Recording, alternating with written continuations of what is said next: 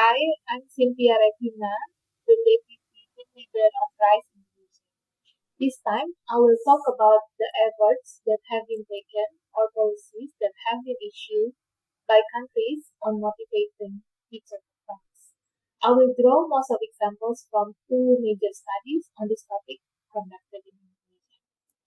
So, when discussing why we need to motivate teachers, it is important to first understand how motivated and unmotivated teachers differ in terms of performance, and why keeping teachers motivated is important, and what kind of incentives that can or cannot keep teachers to be motivated. So, based on that ground, education policy discussions have actually identified teacher quality and motivation as key limitation on the performance of an education system. Um, Basically, it is believed that poor performance of an education system, to some extent, is resulted from the low quality teaching undertook by unmotivated teachers. This is because our education systems do not reward good performing teachers or penalize low performing teachers. And in many nations, due to severe absenteeism in the past, teacher physical presence in the classroom is considered good enough.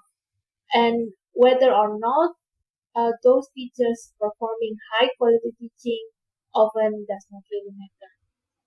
Under these circumstances, it is understandable if motivated teachers can be easily turned unmotivated, and teaching up to minimum standards, which translates into standing in front of classrooms, is seen as adequate.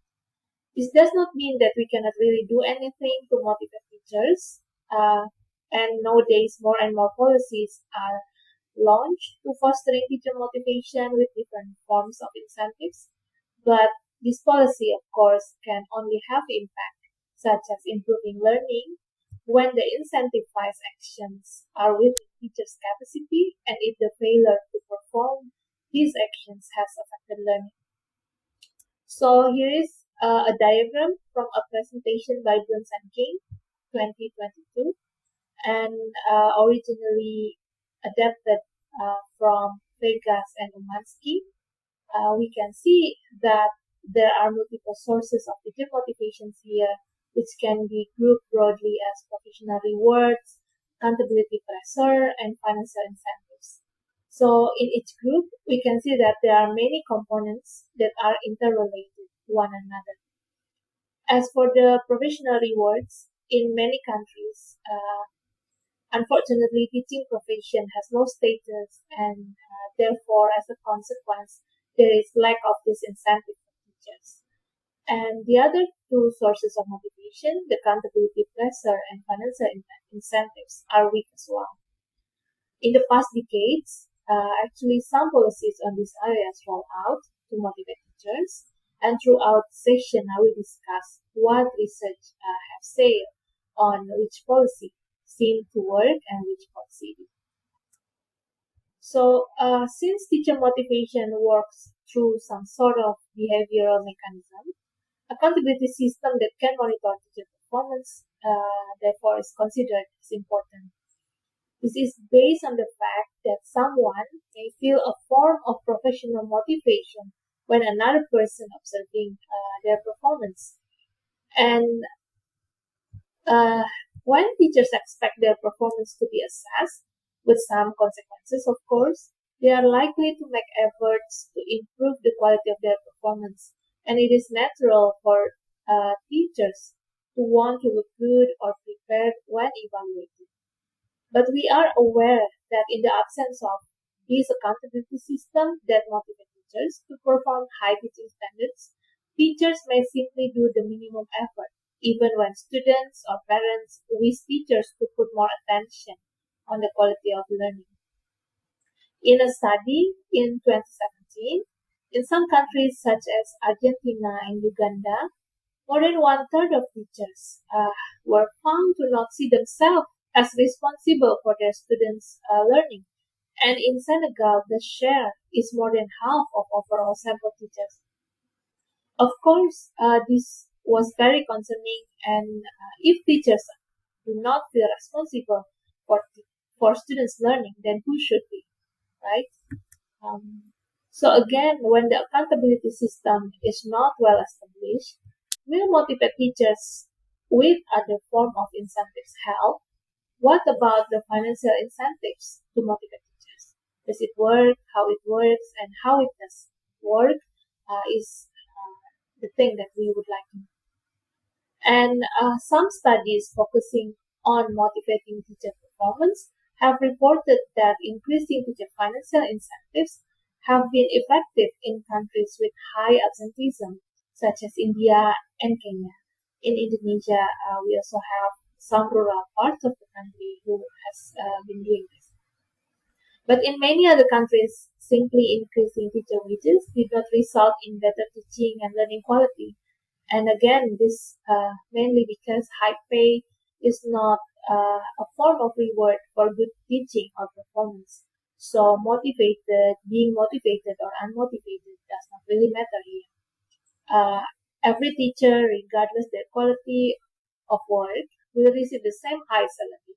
So why bother, right? Besides, in those countries, most teachers' pay scales advance automatically with seniority or additional years of teaching experience. This means even when a teacher just show up to school unmotivated, year after year they will get increased unconditionally. So there is no urgency for teachers to teach excellent, and since it is nearly impossible to fire or downgrade government teachers, the teachers may think that the system will not allow this to happen unless there is a severe behavioral misconduct from their side. So when talking whether or not financial incentive matters for our teachers, it is interesting to talk about how teachers actually earn. And from the graph that we have here, we can see that most sub-Saharan African countries are at the top extreme in terms of salary per capita GDP. So, for example, interestingly, Nigeria pays their teachers nearly 500% of per capita GDP, and Ethiopia even higher. They pay nearly 700%. In most OECD countries, the average teacher only earns somewhere between 75 to 150% of GDP per capita. And if you see at the bottom of the graph, we can see that Indonesian teachers only earn around 50% of GDP per capita. And so it's not very surprising to know that our teachers keep asking for wage increase all these years. But is increasing wages associated with better teaching?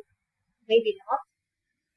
And here I would like to highlight some findings from the infamous double for nothing paper by DeVry et al. 2016, in which this paper studied the unconditional increase in Indonesian teacher salary under the scheme of teacher certification allowance.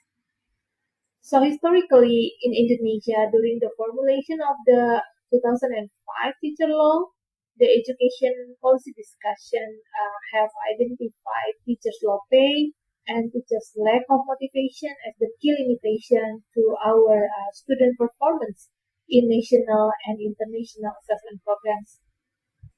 And one resolution to that problem is the teacher certification policy that comes with one-time base pay every month. And initially, the policy would like to link or include high standard assessment of teacher subject knowledge and pedagogical practice and extensive continuous skill upgrade. But this policy is politically difficult to implement, and as predicted by many stakeholders, teacher unions oppose the high standard certification requirement, and the eligibility criteria to be certified is the seniority, not merit-based, and refers to the thin, not fixed standards, because it's basically on the the academic qualifications and the submitting portfolio of teachers' teaching materials, regardless of teacher teaching performance. So as long as she diligently or this teacher diligently comes to school for 24 hours per week and report the attendance to the system, the teacher can claim for the allowance. So basically, the increase in teacher salary is merely unconditional. From this study, we also learned that despite improvement in teachers' pay and satisfaction, there was no improvement in teachers' efforts to update their skill or in improving quality of their classroom instruction or students' learning outcomes.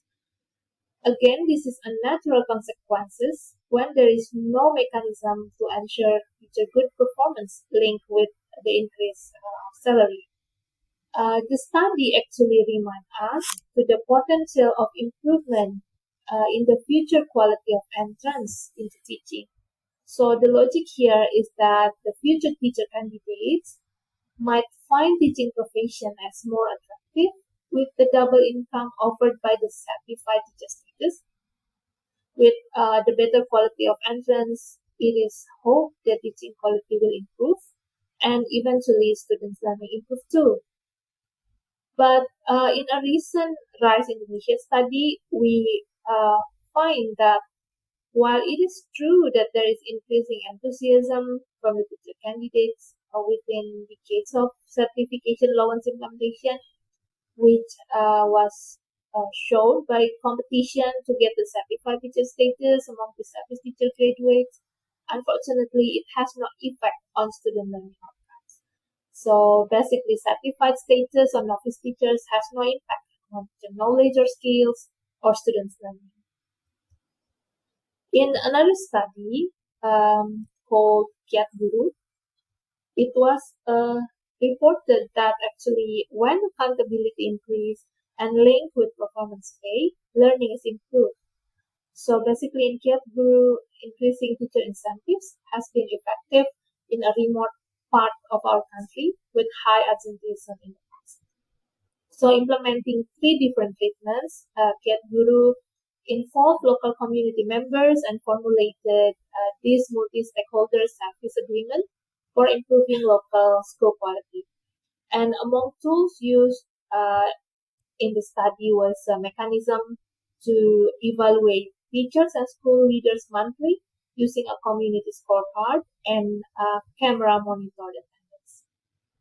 Well, while it seems that increasing accountability and link it with financial incentives seem to work, the empowerment of poor remote communities need multiple enforcement, including regulations and resources, on-site guidance and endorsement, knowledge of relevant information and data, and willingness to contribute time. So there are certainly many other policies that roll out in different countries to motivate teachers, but here I only draw examples from 2 major studies on this topic in Indonesia. And to sum up, there are some common traits that we can learn from the policies that make effective reform. These include the reform that is designed to motivate teachers as well as school leader performance, since these encourage school-level collaboration, and then reform that require actions that are within teachers and school leaders' capacity with clear objectives or targets, and also links performance and financial incentives, because from the double for nothing paper we learned that increasing financial incentive alone seem to not work very well. And then the reform should also based on comprehensive performance measure. But from Indonesian example of Kiat Guru, this type of reform that require reinforcement was in fact too complex an intervention to be scaled up. And the bottom line here is that there is no solid evidence of significant impact on learning outcomes from a single policy, because it is hard to evaluate rigorously which components are most important drivers that motivate teacher performance.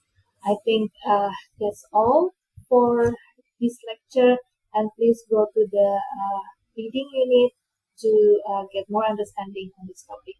Thank you.